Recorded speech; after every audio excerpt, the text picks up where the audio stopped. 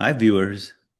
My name is Upesh Jain, and I'm the founder and host of the Exec Talk channel here in conversation with Dilip Saraf, LinkedIn's top career coach. We talk about a variety of topics that can benefit you in your professional and personal life. And today, we'd like to talk about another topic. How is this huge AI investment in infrastructure going to pan out for corporations? So, a lot of companies you hear in the press every day are investing millions, billions of dollars into AI infrastructure, which includes chips and connectivity and data centers and what have you. So, how is this huge AI investment in infrastructure going to pan out? Because at this point, it's money going in, and there's no proof of money coming out except for the people who are getting paid for developing this infrastructure. So, but for people who are consuming this infrastructure, how are they going to monetize this and how is it going to benefit them? So, any Okay, thought? so yeah, so I think that's a very good point, and that's a very topical discussion right now. So in my way, there are two sides to this coin, and one side is the investment that the AI native companies are making, such as OpenAI, Anthropic, and Google, and all the others, huge investments. And the CEO of IBM recently said that those investments are never going to be recovered. And the example, the math he gives is this, that for each gigawatt of data center, there is $88 billion investment required. Mm-hmm. And he says AI just will not take off in an operational way across all of the capabilities unless we have 100 gigawatts installed capacity, which is almost $880 billion, which is $1 trillion roughly Mm-hmm. investment before anybody sees anything that's operational. And then he says that even if you expect a 10% return on the investment, you have to generate roughly $100 billion in pure profit coming out of that investment. Mm-hmm. And he said the current system simply does not have the capacity to generate $100 billion. So it's going to be a very disappointing vector of investment for everybody. Mm-hmm. And that's just purely from investment standpoint at the macro level, at the Right. macro level. That's Google, Anthropic, OpenAI, and all those things. So now coming back to, and that question remains open until we have some future data that tells Mm-hmm. us, yeah, it's worse than that, it's better than that, it's not as bad as that. That that is, oh, jury is still out on that one. But he makes a very cogent argument, and it's very easy to understand. Mm-hmm. Now, coming back in the organization level, which I call the micro issue, which is any organization like Netflix or let's say mom and pop, you know, small medium business or any company Mm-hmm. that's interested in adopting AI capability. That's a discussion we can have with some specifics. And the way I look at that investment and the ROI from those investments. Mm-hmm. And we can talk about those in two different areas. The first area is what I call the enterprise operational or transactional AI. And that part is one, the organization wants to improve productivity, reduce cycle time, lower error rates, and as decision velocity. All of those things that happen in the workflow of an organization. Mm-hmm. Those are what I call operational or enterprise AI initiatives for which investment has to be made. And they involve tools, they involve agentic applications, all of that stuff at a somewhat local level within a functional organization or within even a broader organization. Mm-hmm. But those result in specific measurable outcomes that show you the impact of what you've done, Right. like improve productivity, all of that stuff. Mhm. So that's one aspect of it for which the measurement of ROI is fairly straightforward. How fast can we close a sales cycle? Mhm. If we come down from 90 days to, let's say, 60 days, Mhm. you sold more stuff in the time you have available. Right. And all of that is measurable in terms of how do you compute ROI. Right. So in the case of a transactional application of agentic use cases, this is an easy thing to do, Mhm. right? Now it comes to the strategic side of the business where we have uh, changes in competitive positioning.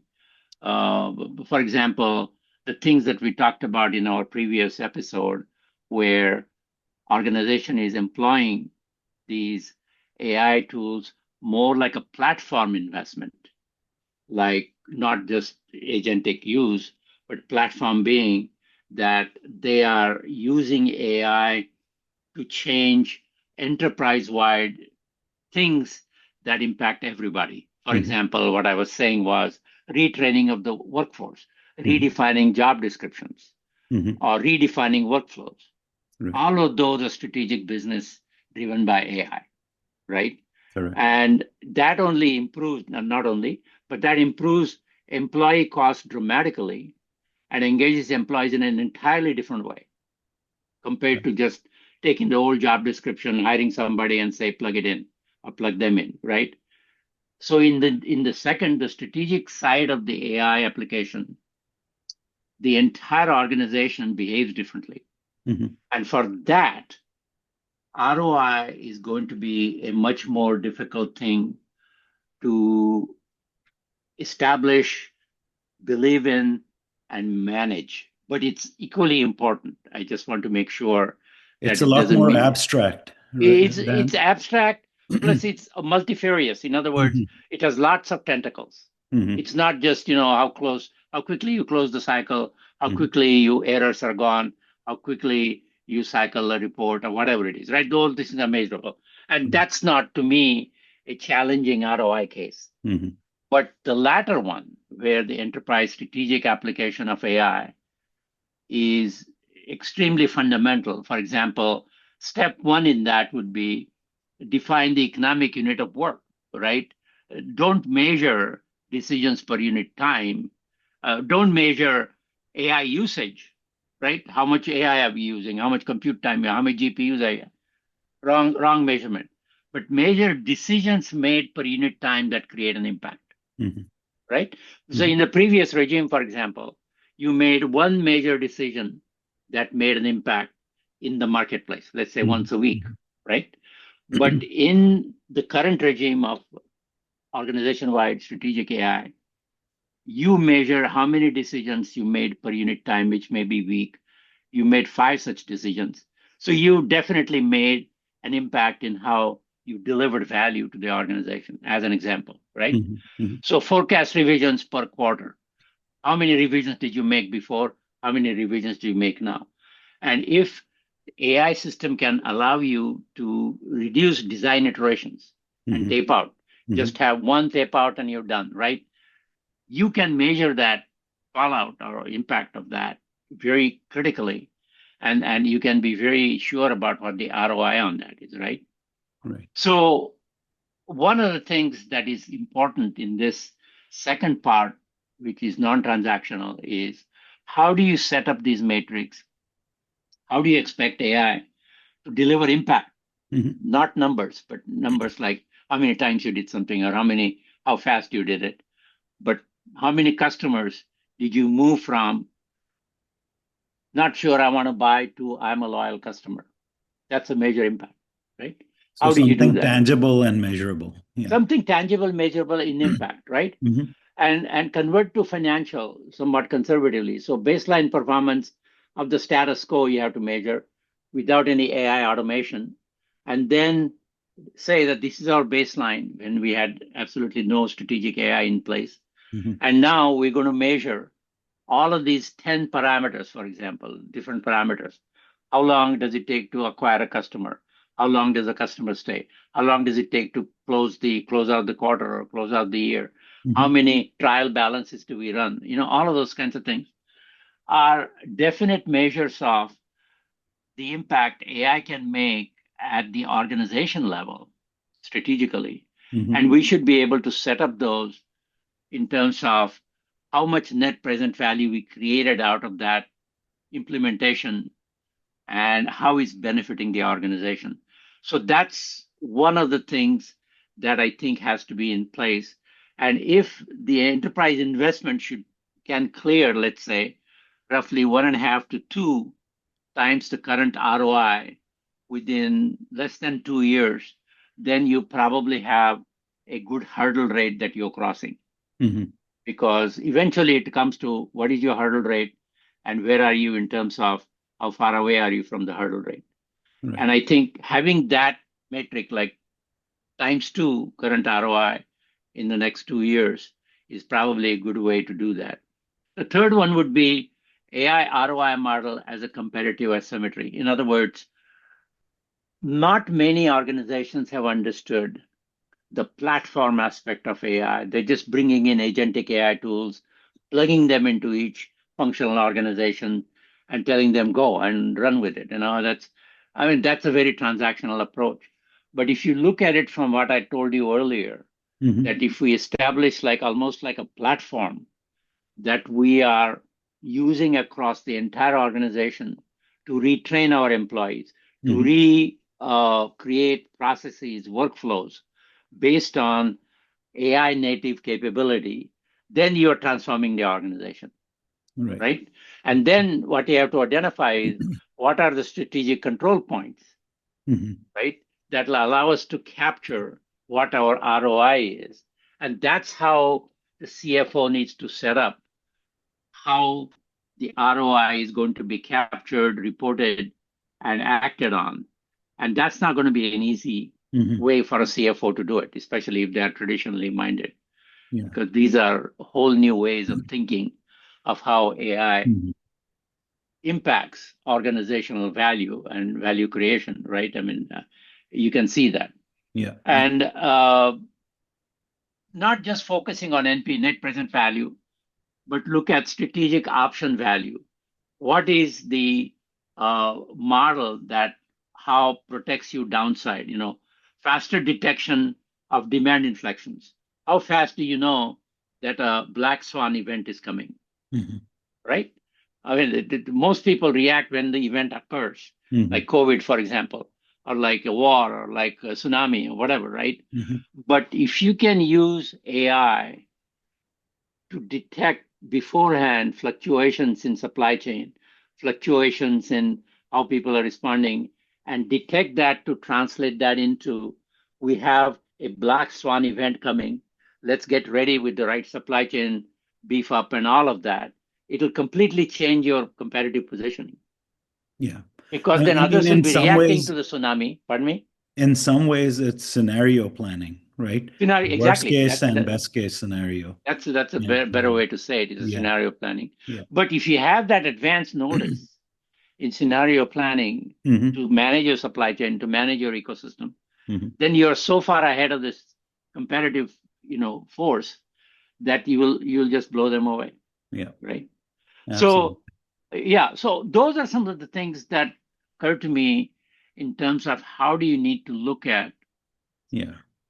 Yeah. I mean, wonderfully right? put, Yeah, Dilip, because I mean, a lot of the people just uh, th- are thinking with the traditional mindset right. for a problem that's new age. And I think the thought process needs to be changed Mhm. in thinking about the problem itself. Right, And right. that's I what you call it I highlight. call it a paradigm shift. And the Right. thing about a paradigm shift, and many people have heard this, is when a paradigm shifts, Hmm. everything goes back to zero. You Right. start with square one, Right. and that's the fundamental driver of a paradigm shift. Right. And if they don't look at this as a paradigm shift, they're basically doing it piecemeal, and they will not be successful. Hmm. Hmm. The other way of saying this is we know the expression, the sum of the parts uh, is Yeah, greater is than the greater. whole. Yeah, So, exactly. so Yeah, if you're just delving into the parts and yeah, making them more efficient, yeah. doesn't necessarily mean that the sum is going to be greater than the whole. Right, The holistic approach also needs to be considered, right. where not only are you making the parts more efficient, cheaper, better, faster, applying AI, but also looking at the boundaries and the interactions, as you put, Exactly. It's and a making the whole exactly. system Yeah, more efficient. very Yeah, well put. yeah, It's a systems approach. Mhm. It's not a linear way of thinking. Yeah. It's a systems thinking, Yeah. and not many people are equipped to deal with it. Mhm. We're thinking in terms of tools and just agents at the Right, moment. and cause and effect, right? That's Yeah, linear thinking. That right. means if I insert this tool in my CRM system, they can close faster. But Hmm. they haven't changed the whole ecosystem around it Hmm. to enable the people to close faster. You see what I'm saying? Yeah, So just injecting this thing, and people are good at that because yeah, they get on this bandwagon and they keep buying these yeah. tools, throwing them at the people, and expect results. And they're disappointed when things don't work. And I just can't tell you how many times people have done that. And by the way, it's a non-trivial problem. It's not Of course it is. Yeah, easy. So it yeah, takes a new set of executive thinking and right. And applying it in an to the, environment where yeah. quarterly reporting is where the focus is, most companies are not incented to think this way. You know what I'm Mhm. saying? Yeah, But totally. those who think this way will really jump, Differentiate. leap ahead, yeah, Yeah. leap ahead, Mhm. vault ahead of everybody else, because everybody else is doing the traditional legacy route. Right. Well, great. Dilip, thanks for your words of wisdom. Really insightful. Thank you. Okay, thank you. I enjoyed talking to you.